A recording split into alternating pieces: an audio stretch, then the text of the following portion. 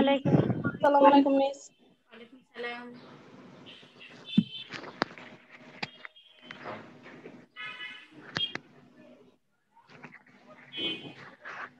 আসো সবাই আস্তে আস্তে। ভালো আছো সবাই? জি ম্যাম, আপনি কেমন আছেন?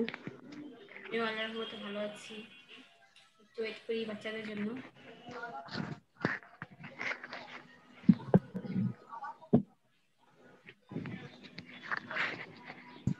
ম্যাম আসসালামু আলাইকুম। ওয়ালাইকুম সালাম। ম্যাম আসসালামু আলাইকুম। সালাম। ম্যাম আসসালামু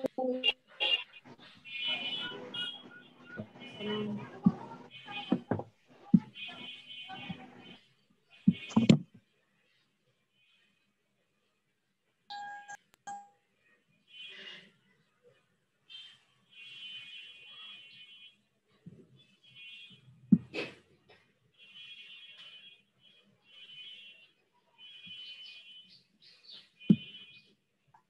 মিস আসসালামু আলাইকুম। ওয়ালাইকুম সালাম। আসসালামু আলাইকুম মিস। ওয়ালাইকুম সালাম। ম্যাম আসসালামু আলাইকুম। ওয়ালাইকুম সালাম। সবাই আমার কথা শুনতে পাচ্ছ? ম্যাম আসসালামু আলাইকুম। জি ম্যাম। আসসালামু আলাইকুম। ম্যাম আসসালামু আলাইকুম। ম্যাম আমরা কি চ্যাটে গিয়ে রোল নাম্বার লিখে দেব? হ্যাঁ হ্যাঁ, চ্যাটে গিয়ে সবাই নাম রোল লিখে দাও। নাম তো আছেই, সাথে রোলটা লিখে দাও তাহলে হবে।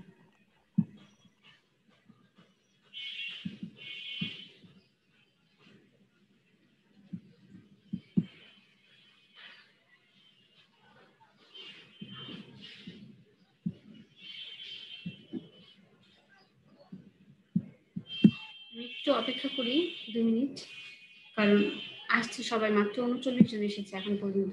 তোমরা তো অনেকজন স্টুডেন্ট। হ্যাঁ বাবা, একটু সবাই মিউট করে রাখো। ওয়ালাইকুম সালাম। যারা সালাম দিচ্ছ, চ্যাটিং অনেকে সালাম দিচ্ছ।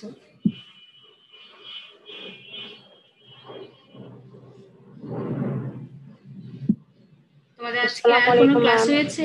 ওয়ালাইকুম সালাম। আজকে 10টায় ক্লাস হয়েছে না ইউটিউবে ক্লাস হয়েছে? No miss. না ম্যাম। জি ম্যাম।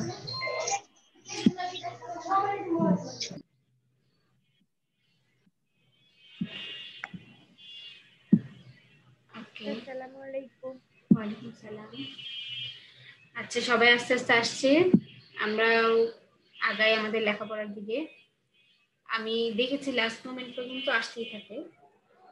একটু অপেক্ষা করে 1 মিনিট, আমি পড়া শুরু করব।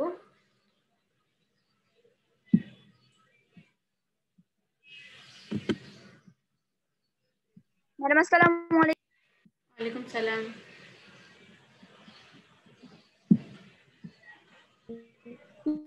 মিস আসসালামু ওয়ালাইকুম সালাম।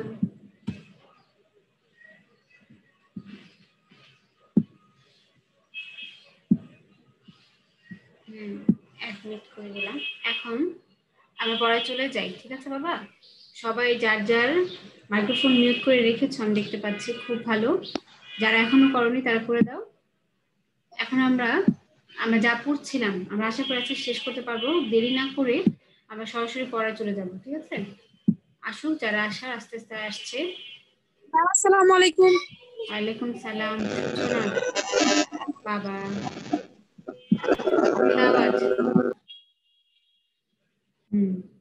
ঠিক আছে, কেউ আনমিউট করা দরকার নেই। আমি যাকে জিজ্ঞেস করবো, কোনো প্রশ্ন জিজ্ঞেস করে সে উত্তর দিবে, বাকি সবাই মিউট করে রাখবে। আমরা অপরিচিতা গল্প পড়ছিলাম। আজকে আমরা এর পরবর্তী অংশে চলে যাব এবং আশা করছি যে শেষ করতে পারবো। তোমরা দেখতে পাচ্ছ আমি যে শেয়ার করেছি স্ক্রিনটা?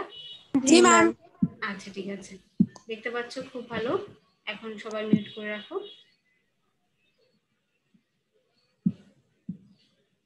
আমরা পড়েছিলাম যে অপরিচিতা গল্পের যে গল্পকথ অনুপম, সে কি করছিল, তার একটি কণ্ঠস্বর শুনে সে সেই স্বরের যে মালিক তাকে খুঁজছিল, তাই না?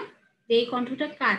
সে বারবার কি করছিল, রাতের বেলা স্টেশনে যখন গাড়ি থামছিল মুখ বের করে দেখছিল যে যার কণ্ঠ শুনে সে এত খুশি হয়েছে, এত তার ভালো লাগছে, সেই কণ্ঠের মালিক আবার নেমে যায় নাকি। হ্যাঁ, এতটুকু পর্যন্ত পড়েছিলাম। এখন আমরা পরবর্তী অংশ থেকে পড়ব। পরদিন সকালে সবাই দেখছো, যারা দেখতে না পাচ্ছ তারা একটা কাজ করে বই খুলো। আশা করি সবাই দেখতে পাচ্ছ। দেখো পরবর্তী পৃষ্ঠায় যে অংশে, পরদিন সকালে একটা বড় স্টেশনে গাড়ি বদল করিতে হইবে। ওই সময় কি ছিল, মানে এক জায়গা থেকে আরেক জায়গায় যেতে যদি অনেক বেশি দূরত্ব থাকে তাহলে কি করতে হতো, গাড়ি চেঞ্জ করতে হতো। যেমন যারা বিমানে করে অনেক দূরে যায়, হ্যাঁ, যেমন হজ করতে যায় অথবা আরো দূরে কোনো দেশে যায়, আমেরিকায় যায়, অস্ট্রেলিয়া যায়, তখন ওরা কি করে মাঝখানে মালয়েশিয়া বা সিঙ্গাপুর বিভিন্ন জায়গায় নেমে বিমান চেঞ্জ করে। ঠিক তেমনি ওই সময়ও কি হতো, গাড়ি বদল করতো। মানে এখন সে একটা গাড়িতে উঠবে, ওই গাড়িতে ওঠার সময় কি হলো, আমরা ফার্স্ট ক্লাসে টিকিট মনে আশা ছিল ভিড় হইবে না, মানে ওরা যেহেতু তারা ধনী, তারা ফার্স্ট ক্লাসের টিকিটই কেটেছিল। তারা মানে একবার টিকিট কাটলে সেই টিকিটে কি হয়, গাড়ি বদল করা হয় এবং পরবর্তী গাড়িতেও সেই ক্লাসে পায়, মানে সেই জায়গায় পায়, ভালো সিটই পায়। হ্যাঁ, এখন বলছে যে আমাদের ফার্স্ট ক্লাসের সিট আশা ছিল যে আমরা ওখানে গিয়ে একটা ভালো আর কি জায়গা পাবো আর কি, আমি চিন্তা করছি যে ভালো একটা জায়গা পাবে, কিন্তু নেমে কি দেখলো, এত ভিড় যে বলারও বাহিরে, এত ভিড়। এখন এই ভিড়ের মাঝখানে চিন্তা করছে যে তারা কি জায়গা পাবে। দেখো কি ওই যে ওই সময়, যে সময় গল্প এটা, সে সময় ইংরেজ সাহেবরা কি করতো, তাদের দলবল নিয়ে, ওই সময় তো ইংরেজরা এদেশে বাস করতো, দলবল নিয়ে তারা কি করলো, একটা গাড়িতে উঠাবে। তারা কি করতো, আসসালামু আলাইকুম। ওয়ালাইকুম সালাম, তারা কি করতো, এই দেশের মানুষ যদি নিজের টাকা দিয়ে টিকিট কেটেও ওটা বড় মানে কামরা ভাড়া করে, ট্রেনের বগি যাকে বলে, ওটা ভাড়া করে ওটার থেকে তাদের নামিয়ে ওই ইংরেজ সাহেবরা উঠে যেত। তো এটা দেখলো অনুপম যে একটা বড় জেনারেল সাহেব কি করছে, তার আটদালি দলদের নিয়ে, আটদালি দল মানে হচ্ছে পিয়ন টিয়ন থাকে না, তাদের নিয়ে আরো অনেক কিছু নিয়ে গাড়িতে ওঠার জন্য অপেক্ষা করছে। 2-3 মিনিট পরেই গাড়ি আসিল, বুঝিলাম ফার্স্ট ক্লাসে আসা ত্যাগ করিতে হইবে। মানে মানে ফার্স্ট ক্লাসে জায়গা পাবে না, সে বুঝতে পেরেছে, কারণ এই জেনারেল সাহেব যে সেটা নিয়ে নেবে। এরপর অ্যাডমিট করতে করতে করতে করতে বুঝিলাম ফার্স্ট ক্লাসে আসা ত্যাগ করিতে হইবে। মাকে লইয়া কোন গাড়িতে উঠি সে এক বিষম ভাবনায় পড়িলাম। গাড়ি মানে কি, মানে ট্রেনের এক একটা বগিকে গাড়ি বলছে, ফার্স্ট ক্লাসে তো জায়গা পেলাম না, তাহলে সেকেন্ড ক্লাসে কি পাবো, চিন্তা করছে। সবখানে ভিড়, দাঁড়িয়ে দাঁড়িয়ে উঁকি মারিয়া বেড়াইতে লাগলাম। মানে ট্রেনের প্রত্যেকটা যে কম্পার্টমেন্ট বগি বলে, ওই প্রত্যেকটাতে কি করছে, উঁকি দিয়ে দেখছে যে কোথাও কি খালি আছে, ওই খালি থাকলে ওই জায়গাটায় আমরা উঠবো। এমন সময় কি হচ্ছে, সেকেন্ড ক্লাসের গাড়ি হইতে একটি মেয়ে আমার মাকে লক্ষ্য করিয়া বলিলেন, আপনারা আমাদের গাড়িতে আসুন না। মানে তারা কিন্তু ফার্স্ট ক্লাসে টিকিট কাটা ছিল, সেটা তারা পেল না, তারা এখন যে কোনো জায়গায় উঠতে চায়। এমন সময় কি হলো, একটা মেয়ে তাদেরকে ডাকলো যে আপনি আমাদের গাড়িতে আসুন না, এখানে জায়গা আছে, এই দেখো জায়গা আছে। বারবার বারবার যে জায়গা আছে তারা এত প্রিয়, সে সারা রাত যে ঘুমায়নি, সেই জায়গা আছে এখানে পেয়ে গিয়েছে। যেই মেয়েকে সে খুঁজছিল সেই মেয়ে নিজে থেকে তাদেরকে ডাকলো। আমি তো চমকে উঠিলাম, সে আশ্চর্য মধুর কণ্ঠ এবং সেই গানেরই ধোঁয়া, জায়গা আছে। এই যে ধোঁয়া, আমি কি বলেছিলাম, ধোঁয়া মানে গানের যেই চরণটি বারবার বারবার কি হয়, যে চরণটি বারবার গাওয়া হয় এটাকে বলা হয় ধোঁয়া। তাই সেই যে জায়গা আছে আওয়াজটা শুনে সে খুব খুঁজছিল মেয়েটাকে, সেই মেয়েটার যে ধ্বনি সে শুনতে পেল, তাদেরকে ডাকছে। ক্ষণমাত্র বিলম্ব না করিয়া মাকে লইয়া গাড়িতে উঠিয়া পড়িলাম। জিনিসপত্র তুলিবার প্রায় সময় ছিল না, আমার মতো অক্ষম দুনিয়ায় নাই। সেই মেয়েটি কুলিদের হাত হইতে তাড়াতাড়ি চলতি গাড়িতে আমাদের বিছানাপত্র টানিয়া লইল। আমার একটা ফটোগ্রাফ তুলিবার ক্যামেরা স্টেশনে পড়িয়া রহিল, রাজ্যই করিলাম না। দেখো, মানে এমন একটা সময় মেয়েটা তাকে ডেকেছে তখন গাড়ি ছেড়ে দিয়েছে, আর আমাদের অনুপম এতই অক্ষম যে গাড়িতে তাড়াতাড়ি করে মাল তুলবে সেটাও সে পারে না। ওই কাজটা কে করলো, ওই মেয়েটা করলো টেনে টেনে। এরপর একটা জিনিস রয়ে গেল, দেখো আমি এখানে দাগাচ্ছি, তোমরা এটা দাগিয়ে নাও। একটা ফটোগ্রাফ তুলিবার ক্যামেরা স্টেশনে পড়ে রইল। এটা আসে যে কি, যখন অনুপম গাড়ি চেঞ্জ করছিল তখন সেই স্টেশনে কি ফেলে গেল, একটা ক্যামেরা। ওই সময় কিন্তু ক্যামেরা খুবই মূল্যবান একটা বস্তু, কিন্তু অনুপম কি করলো, গ্রাহ্যই করলো না। মানে সে যে মেয়েটাকে খুঁজছিল সে পেয়ে গিয়েছে। আসসালামু আলাইকুম। ওয়ালাইকুম সালাম, মিউট করে দাও বাবা। সে পেয়ে গিয়েছে, এখন তার আর সময় নেই যে সে তাকিয়ে থাকবে কি ফেলে দিল বা কি ফেলে দেয়নি। হ্যাঁ, তো এরকম অবস্থায় এটা রয়ে গেল। আমি যেগুলো ওই যে হলুদ চিহ্ন দিয়ে দিচ্ছি, হাইলাইটার দিয়ে দিচ্ছি, তোমরা একটু দাগাবে। তারপরে কি লিখবো জানি না, আমার মনের মধ্যে একটি অখণ্ড আনন্দের ছবি আছে, তাহাকে কোথায় শুরু করিব, কোথায় শেষ করিব। বসিয়া বসিয়া বাক্যের পর বাক্য যোজনা করিতে ইচ্ছে করে না। মানে সে যা ভেবেছিল ওই মেয়েটাকে দেখে তার মনের মধ্যে এমন একটা আনন্দ বোধের সৃষ্টি হলো যে সে কি দিয়ে শুরু করবে আর কি দিয়ে শেষ করবে সে বুঝতে পারছে না। এবার সেই সুরটিকে চোখে দেখিলাম, তখনও তাহাকে সুর বলিয়াই মনে হইল। মানে যার কণ্ঠ শুনে তার কাছে অসাধারণ একটা সুর মনে হচ্ছিল, আজকে যখন দেখলো তখন চেহারাটাও তার কাছে মনে হলো একটা সুন্দর গানের মতো। মায়ের মুখের দিকে চাহিলাম, দেখিলাম তার চোখে পলক পড়তেছে না। মেয়েটির বয়স 16 কি 17 হইবে। এটাও তোমরা দেখাবে যে মেয়েটির বয়স কত যখন ট্রেনে দেখা হয়েছিল, 16 থেকে 17। মানে ওই সময় কিন্তু 16-17 মানে এত বুড়ি মেয়ে। হ্যাঁ, বলছে 16-17, তারপরে কি হচ্ছে, নবযৌবন ইহার দেহে মনে কোথাও যেন একটু ভার চাপাইয়া দেয়নি। মানে এই বয়সের মেয়েরা একটু বড় হয়, সবার চোখে পড়ে। হ্যাঁ, তো ওই এরকম যে বড় সুলভ ভাব তার মধ্যে নেই, সে একদম সহজ সরল শিশুর মতো। ইহার গতি সহজ, দীপ্তি নির্মল, সৌন্দর্যের সুচিতা অপূর্ব। ইহার কোনো জায়গায় কিছু জরিমা নেই, মানে কোনো জড়তা নেই যে একটা বড় মেয়ে সে একটু লজ্জা পেয়ে বসে থাকবে বা সে ঢং করবে। মানে যা করে এই বয়সে একটু বেশি আবেগ থাকে, সে একদম শিশুর মতো সহজ সরল। তার ভাবভঙ্গি দেখে খুব অবাক হয়ে গেল। আমি দেখিতেছি বিস্তারিত করিয়া কিছু বলা আমার পক্ষে অসম্ভব। এমনকি সে যে কি রঙের কাপড় কেমন করিয়া পরিয়াছিল তাহাও ঠিক করিয়া বলিতে পারিব না। মানে সে মেয়েটাকে দেখিয়ে এত অভিভূত হয়েছে যে তার পোশাক, সাজসজ্জা, গহনা এগুলো দেখার তার সময় ছিল না। এটা খুব সত্য যে তার বেশভূষা এমন কিছুই ছিল না যে তাহাকে ছাড়াইয়া বিশেষ করিয়া চোখে পড়িতে পারে। মানে অনেকে থাকে না এত সাজে যে তার সৌন্দর্য লুপ্ত হয়ে যায়, তো সেটা তার মধ্যে ছিল না। সে নিজের চারিদিকে সকলের চেয়ে অধিক। রজনীগন্ধার শুভ্র মঞ্জুরির মতো সরল বৃন্তটির উপর দাঁড়াইয়া যে গাছে ফুল ফুটিয়াছে সেই গাছকে সে একেবারে অতিক্রম করিয়া উঠিয়াছে। মানে রজনীগন্ধা ফুলের স্টিকটা যেমন আমাদের চোখে না পড়ে, ফুলের যে সাদা সাদা অংশগুলো আমাদের চোখে পড়ে, তেমনি এই মেয়েটা এমন কোনো গহনা বা কিছু পরেনি যে তার সৌন্দর্যকে ঢেকে দেবে। সে একদম সহজ সরল এবং এর মধ্যেই তার সৌন্দর্য ফুটে উঠেছে।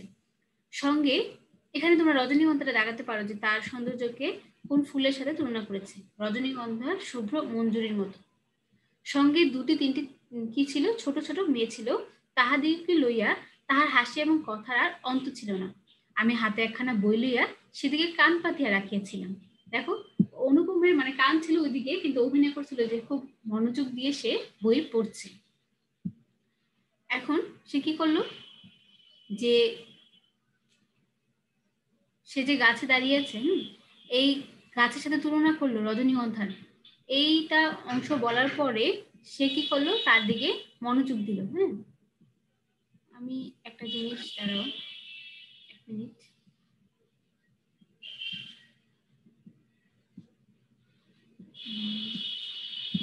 কেউ মাঝখান থেকে কিছু লেখালেখি করবে না।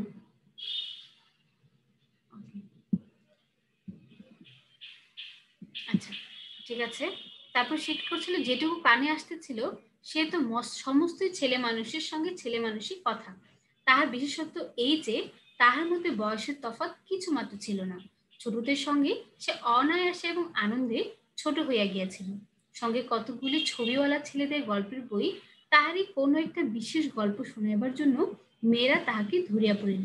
মানে বইয়ের গল্প ছিল, সেই গল্পটা মেয়েরা এই মেয়েটির কাছ থেকে শুনতে চাইল। এই গল্প নিশ্চয়ই তারা 20-25 বার শুনিয়াছে। মেয়েদের কেন যে এত আগ্রহ তাহা বুঝিলাম। সেই সুধা কণ্ঠে সোনার কাঠিতে সকল কথা যে শোনা হইয়া ওঠে। মানে শোনা গল্প কেন বাচ্চারা শুনতে চাচ্ছে, কারণটা হচ্ছে যে ওই মেয়েটার বলার ভঙ্গিটা এতই সুন্দর যে সামান্য একটা গল্প যেন বাস্তব রূপে তাদের সামনে উঠে আসে। মেয়েটির সমস্ত শরীর মন যে একেবারে প্রাণে ভরা, তার সমস্ত চলায় বলায় স্পর্শে প্রাণ ঠিকরিয়া উঠে। তাই মেয়েরা যখন তার মুখে গল্প শুনে তখন গল্প নয়, তাহাকে শোনে।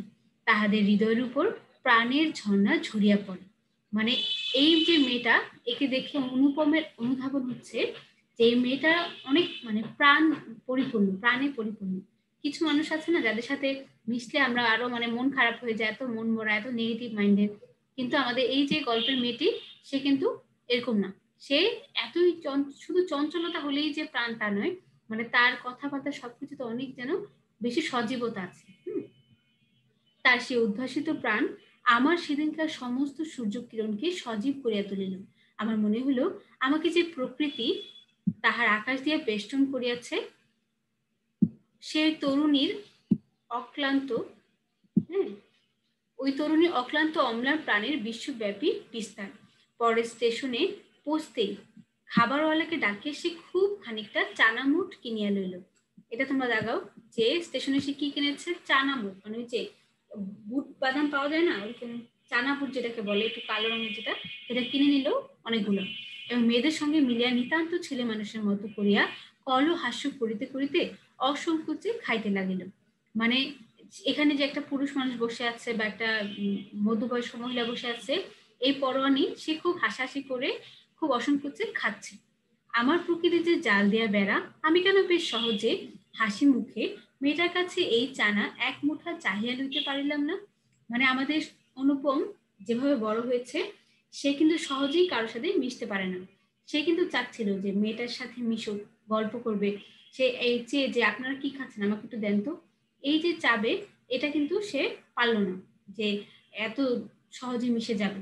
তার মধ্যে একটা আলাদা একটা যে সে অন্যভাবে একা থেকে বড় হয়েছে, তার মধ্যে যে বোধটা সৃষ্টি হয়েছে তার পরিবারের কারণে, সেই জন্য সকলের সাথে খুব সহজেই মিশতে পারে না। হাত বাড়াইয়া দিয়া কেন আমার লোভ স্বীকার করিলাম না, মানে সেও যে লোভী, লোভী কি জন্য, সে কিন্তু চা না খাওয়ার জন্য লোভী না, সে ওই মেয়েটার সাথে কথা বলার জন্য লোভী। এই যে লোভ সে স্বীকার করতে পারলো না। অনুপমের মাকে দেখো, অনুপমের মা কিন্তু মানে প্রাচীন যে চিন্তা ভাবনা, সেই চিন্তা ভাবনার অধিকারী। ওই সময় কিন্তু মেয়েরা এত স্বাধীনভাবে চলাফেরা করা, হাসাহাসি করা পুরুষদের সামনে খুব খারাপ দৃষ্টিতে দেখা হতো। এখন মা ভাবছেন যে আমি কি মেয়েটাকে খারাপ ভাববো নাকি ভালো ভাববো। মা কি করলো, ভালো লাগা এবং মন্দ লাগার মধ্যে দোমনা হইয়াছিলেন। গাড়িতে আমি পুরুষ মানুষ, তবু ইহার কিছু মাত্র সংকোচ নেই। বিশেষত এমন লোভীর মতো খাইতেছে, সেটা ঠিক তার পছন্দ হইতেছিল না। মানে এভাবে যে খাচ্ছে, এটা মার ভালো লাগলো না। অথচ ইহাকে বেহায়া বলিও তার ভ্রম হয় না।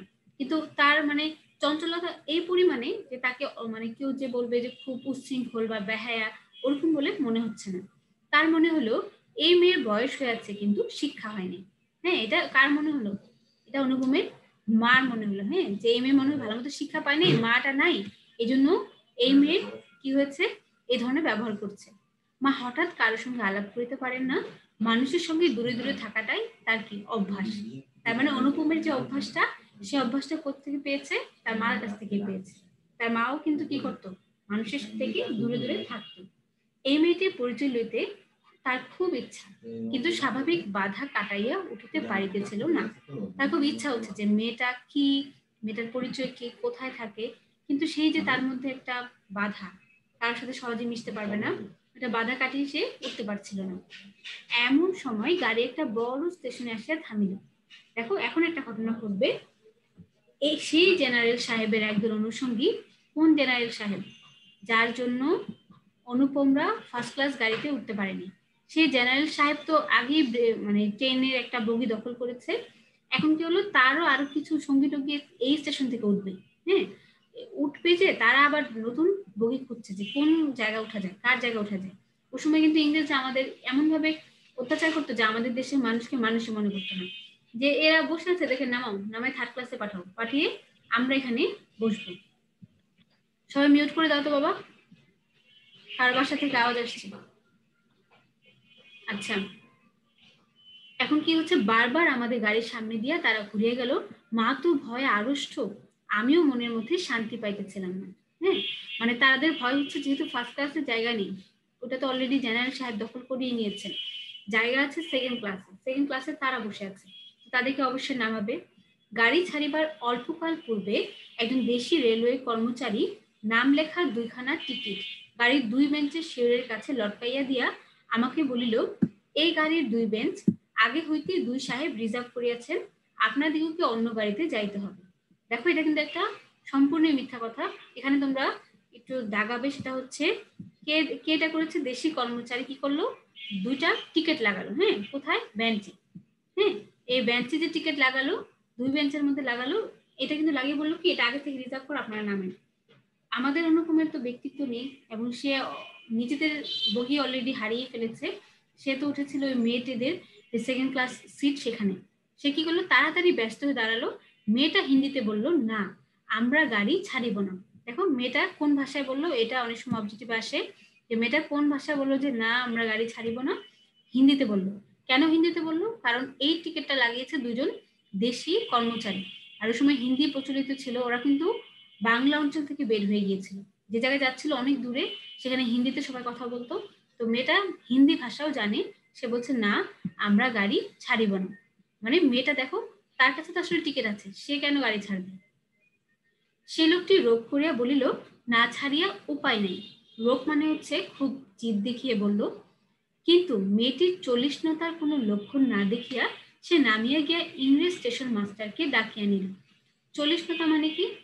মানে মেয়েটির চলছে, মানে নামছে, ভয় পেয়েছে, এমন কোনো ভাব মেয়েটির মধ্যে না দেখে লোকটা কি করলো, স্টেশন মাস্টারকে ডেকে আনলো। সে লোকটা কি? ইংরেজ। ওই সময় ইংরেজরা কিন্তু বড় বড় পোস্টে চাকরি করতো। সে আসিয়া আমাকে বলিল, আমি দুঃখিত, কিন্তু মানে ওই লোকটা ইংরেজটা এসে অনুপমকে দেখে বলছে যে আমি দুঃখিত, আপনাদের নামতে হবে। শুনে বুঝো না আমাদের অনুপম কিরকম? অনুপম তো মোটেও ব্যক্তিত্ব নেই, সে কোনো কিছু মানে যুক্তি যে দিয়ে তর্ক করে থাকবে তা না। সে কি করলো, কুলি কুলি করিয়া ডাক ছাড়িতে লাগলো, বুঝছো? মানে সে হলো নামার জন্য অস্থির, সে কোনো তর্কে যেতে চায় না। মেয়েটি উঠিয়া দুই চোখে অগ্নি বর্ষণ করিয়া বলিল, না আপনি যাইতে পারিবেন না, যেমন আছেন বসিয়া থাকুন। চিন্তা করো, সম্পূর্ণ অনুপমের বিপরীত চরিত্র। সে কি করলো, একেবারে চোখ দিয়ে আগুন বের করলো, বের করে বললো যে না আপনি যাবেন না, এখানে বসেন, কারণ আমি আপনাকে ডেকে নিচ্ছি। বলিয়া সে দ্বারের কাছে দাঁড়াইয়া স্টেশন মাস্টারকে ইংরেজি ভাষায় বলিল। এখানে দেখো মেয়েটা কি করলো, ইংরেজিতে কথা বলছে। এর আগে হিন্দিতে বলেছিল হচ্ছে ওই দেশি কর্মচারীর সাথে, আর এখন ইংরেজিতে বলছে কার সাথে? স্টেশন মাস্টারের সাথে। কি বললো, এই গাড়ি আগে হইতে রিজার্ভ করা, এ কথা মিথ্যা কথা বলিয়া নাম লেখার টিকিটটি খুলিয়া প্ল্যাটফর্মে ছুড়িয়া ফেলিয়া দিল। দেখো টিকিটটা কোথায় ফেললো এটাও দেখাতে হবে। টিকিটটা ফেললো হচ্ছে প্ল্যাটফর্মে। ওই যে দুটো টিকিট লাগিয়ে দিয়ে গিয়েছিল না ওই দেশি কর্মচারীটা, সেই টিকিট দুটো। তোমাকে আমার কথা শুনতে পাচ্ছ? সবাই এত সুন্দর ভদ্রভাবে চুপচাপ ক্লাস করছো না? জি ম্যাম, শুনতে পাচ্ছি। মনে হচ্ছে আমি একাই। আচ্ছা পাচ্ছি। এখনের মতো আবার সব মিউট করে দাও, খুব ভালো লাগছে আজকে, তোমরা খুব সুন্দর পারফরমেন্স দেখাচ্ছ, জ্বালাচ্ছ না। ইতিমধ্যে আর্দালি সমেত ইউনিফর্ম পরা সাহেব দ্বারের কাছে আসিয়া দাঁড়াইয়াছে। ওই যে সাহেব যে তাদের জায়গা আগে দখল করে নিয়েছিল, সেই সাহেব কি করলো, এসে তাদের দরজার কাছে দাঁড়ালো। গাড়িতে সে তার আসবাব উঠাইবার জন্য আর্দালিকে প্রথমে ইশারা করিয়াছিল। আর্দালি মানে কি? মানে ওই যে সাহেবদের সাথে যারা ঘুরতো না, ওই যে সহকারী, কেরানি বা পিয়ন টাইপের, মানে তার সাঙ্গপাঙ্গ আর কি। এদের কি ইশারা করলো যে কোনো কথা বলার দরকার নেই, মানে তোমার যা জিনিসপত্র আছে সব উঠাও। তারপর মেয়েটির মুখে তাকাইয়া তার কথা শুনিয়া ভাব দেখিয়া স্টেশন মাস্টারকে একটু স্পর্শ করিল এবং তাহাকে আড়ালে লইয়া গিয়া কি কথা হইল জানি না। মানে ইংরেজরা তো মানে শিক্ষিত না, তারা কিন্তু মানুষের ভাবভঙ্গি দেখে বুঝতে পারে। তারা ছেলেটাকে তো মানে অনুপমকে তো আর পাত্তা দিচ্ছে না, মেয়েটার দিকে তাকিয়ে যখন দেখলো মেয়েটার ভাবভঙ্গি অন্য টাইপের, সে তার অধিকার আদায় করেই ছাড়বে, তখন সে কি করলো, আস্তে করে স্টেশন মাস্টারকে নিয়ে একটু আড়ালে গিয়ে দাঁড়ালো। দেখা গেল গাড়ি ছাড়িবার সময় অতীত হইলেও আর একটা গাড়ি জুড়িয়া তবে ট্রেন ছাড়েন। মানে তাদের যে সেকেন্ড ক্লাস যে বগিটা আছে সেখানে উঠলো না। কোথায় উঠলো? যেখানে মানে এই গাড়িতে তার জায়গা নিয়ে নতুন একটা বগি যুক্ত করে তারপর ট্রেন ছাড়লো। মানে মেয়েটার ব্যক্তিত্বের কাছে ওই ইংরেজ মাস্টার, স্টেশন মাস্টার, তারপরে জেনারেল সাহেব সবাই কি হয়ে গেল, একেবারে স্তম্ভিত হয়ে গেল। তারা তার জন্য নতুন একটা গাড়ি জুড়ে তারপরে ট্রেন ছাড়লো, কিন্তু তাদেরকে নামতে আর বললো না। মেয়েটি তার দলবল লইয়া আবার এক পত্তন চানামুট খাইতে শুরু করিল, আর আমি লজ্জায় জানালার বাহিরে মুখ বাড়াইয়া প্রকৃতির শোভা দেখিতে লাগিলাম। মানে সে একটা পুরুষও যা করতে পারেনি, একটা মেয়ে তারপরে আবার হাসাহাসি করে চানা খাচ্ছে, এটাতে সে খুব লজ্জা পেয়ে জানালার বাহিরে তাকিয়ে রইল। কানপুরে গাড়ি আসিয়া থামিল। এই যে এখানে দেখো কোথায় গাড়ি থামলো, কানপুরে। এই কানপুর, সে কানপুর যেখানে থেকে অনুপমের বিয়ের প্রস্তাব এসেছিল। এতক্ষণে আমরা দেখলাম যে যে মেয়েটা এত কিছু করছিল সেই মেয়েটা নামবে কোথায়, কানপুরে। মেয়েটি জিনিসপত্র বাঁধিয়া প্রস্তুত স্টেশনে একটি হিন্দুস্থানি চাকর ছুটি আসিয়া ইহাদিগকে নামাইবার উদ্যোগ করিতে লাগিল। কে আসলো? মেয়েটি স্টেশনে নামবে যে তাকে সাহায্য করতে আসলো কে? হিন্দুস্থানি চাকর। এটা দেখাও। হিন্দুস্তানি চাকর এসে তাদেরকে নামানোর জন্য মানে চেষ্টা করতে লাগলো। মা তখন আর থাকিতে পারিলেন না, জিজ্ঞাসা করিলেন, তোমার নাম কি মা? মেয়েটি বলিল, আমার নাম কল্যাণী। দেখো, এই সেই কল্যাণী যাকে তারা বিবাহের আসরে কি করেছিল, অপমানিত করার চেষ্টা করেছিল। শুনিয়া মা এবং আমি দুজনেই চমকে উঠিলাম। তোমার বাবা, তিনি এখানকার ডাক্তার, তাহার নাম শম্ভুনাথ সেন। তাহলে শম্ভুনাথ সেন তার পূর্ণ নাম আমরা এখানে পেলাম। আর নাম কি, তার পেশা কি? ডাক্তার। সে পেশা হচ্ছে ডাক্তার এবং নাম হচ্ছে শম্ভুনাথ সেন। এটা বলে কিন্তু দেখো মেয়েটা নেমে গেল, তারপরে সবাই নামিয়ে গেল। এখানে একটি বিষয় আছে, দেখো মেয়েটি কিন্তু অনুপমের ছবি দেখেছিল, তার মানে মেয়েটি কিন্তু তাকে চিনতে পেরেছে। অনুপম কিন্তু তাকে চিনতে পারেনি, কারণ অনুপম তাকে কখনোই দেখেনি। তারপর কি হলো দেখো, মামার নিষেধ অমান্য করিয়া মাতৃ আজ্ঞা ঠেলিয়া তারপরে আমি কানপুরে আসিয়াছি। মানে যে প্রথমবার তার নিষেধ অমান্য করার মতো সাহস ছিল না অনুপমের মধ্যে, মায়ের আদেশ অমান্য করার মতো শক্তি তার মধ্যে ছিল না, সেই অনুপম দেখো কি পরিমাণ পরিবর্তিত হয়েছে।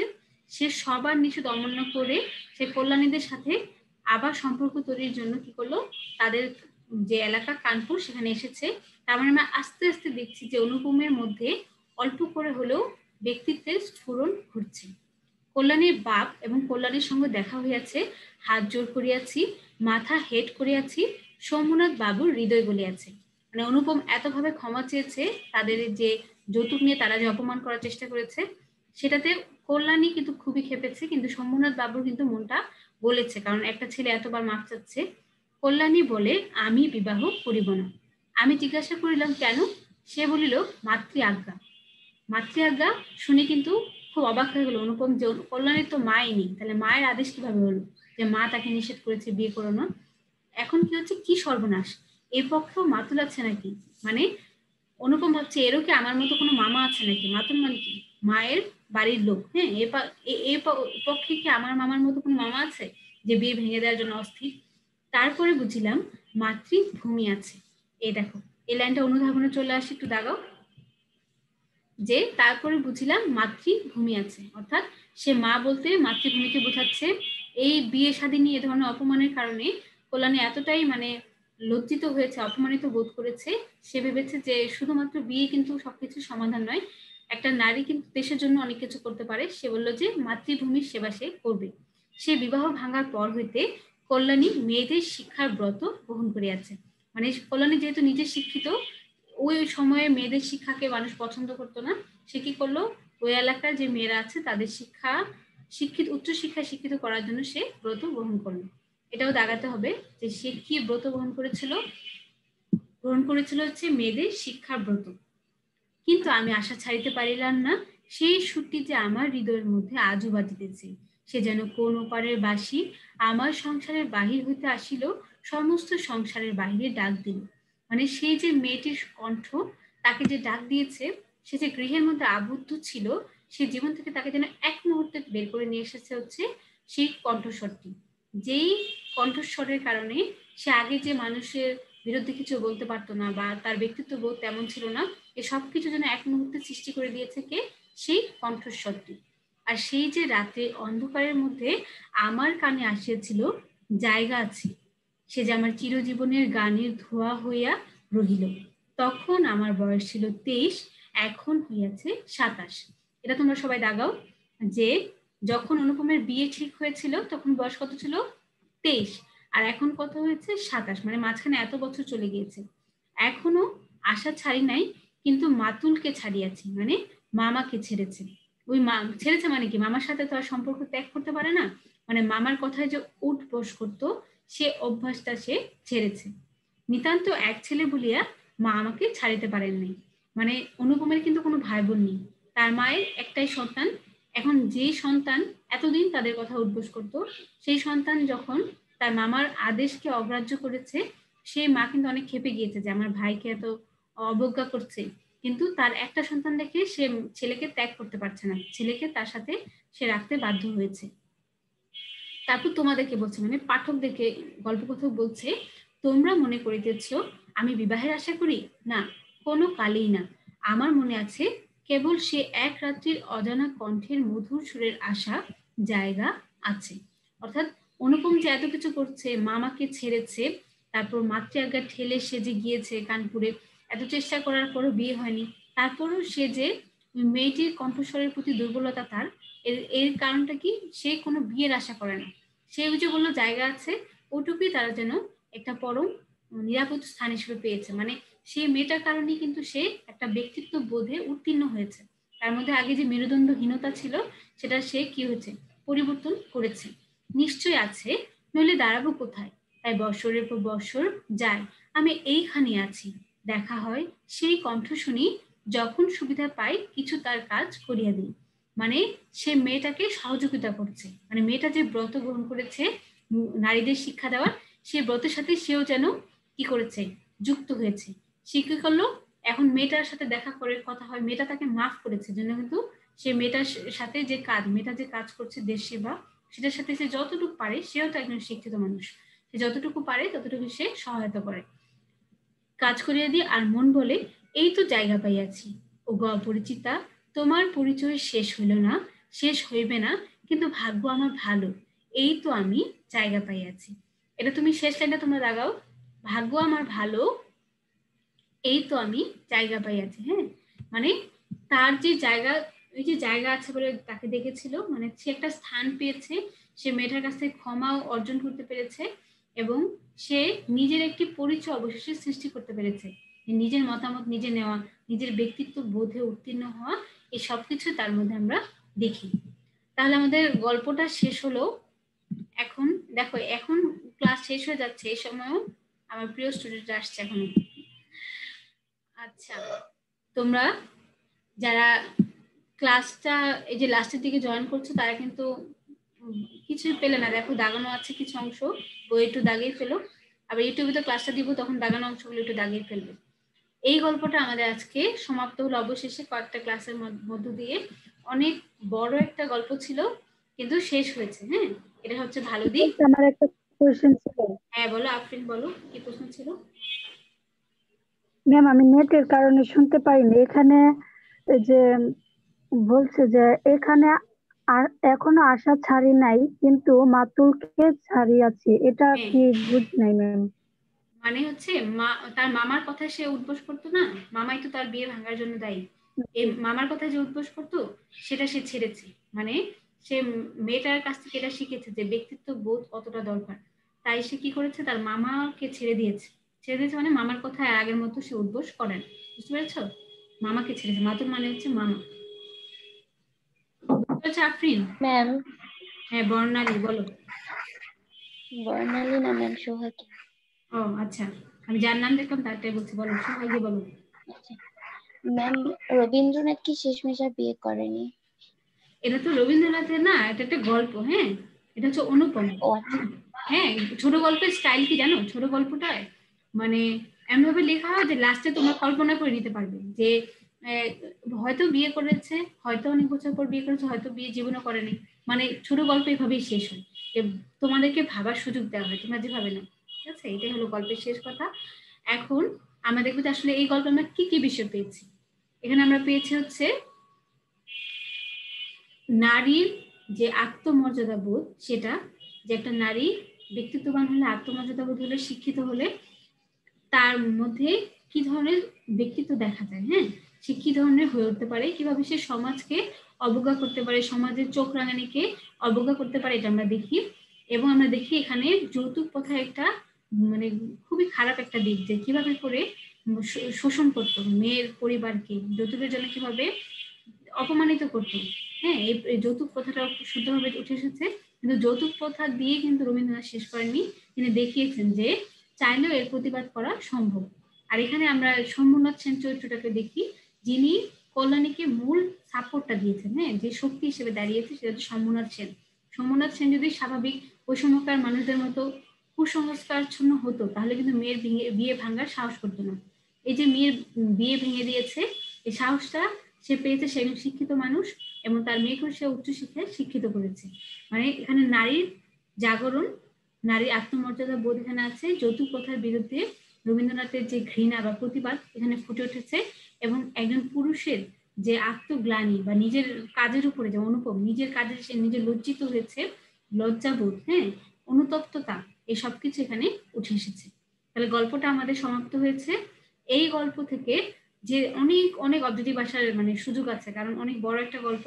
তোমরা এটা বাসার মধ্যে দাগে দাগে পড়বে, তোমরা ক্লাসগুলো ফলো করতে পারো, অথবা তোমরা নিজেরাও পড়লেও বুঝতে পারবে, যেগুলো তথ্যের মতো, যে কারো নাম, কোনো জায়গার নাম, কোনো সংখ্যা, অথবা কোনো রঙের কথা উল্লেখ আছে, এগুলাই হচ্ছে অবজেক্টিভ হিসেবে আসে। আর অনুধাবন যেগুলো, ওগুলো তো আমি বলেছি তোমরা দাগিয়েছো, যারা দাগাওনি একটু একটু ক্লাস ফলো করবে, তাহলে সমস্যা হবে না। তাহলে আমাদের এই গল্পটা শেষ হলো। আমাদের এর পরবর্তী ক্লাসে আমরা নতুন কিছু নিয়ে আলোচনা করব। এ পর্যন্ত তোমরা এটা পড়তে থাকো, ঠিক আছে? কারো কোনো প্রশ্ন আছে? আমাদের টাইম আর 3 মিনিট আছে। আছে বাবা? এখান থেকে কিছু বুঝুনি বা জানার কিছু আছে কিভাবে পড়বে? আচ্ছা বাবা, আচ্ছা, তাহলে তোমরা সবাই বুঝতে পেরেছো? ভালো লেগেছে গল্পটা পড়ে? এখন আমার একটা প্রশ্ন আছে, সেটা হচ্ছে যে যদি আমি এইভাবে গল্প পড়াই, এটা তোমাদের জন্য সুবিধা হবে, নাকি আমি শুধু মাঝখান থেকে কিছু কিছু লাইন পড়ে তাড়াতাড়ি শেষ করে দিব? এভাবে পড়ালে এভাবে পড়ালে ভালো।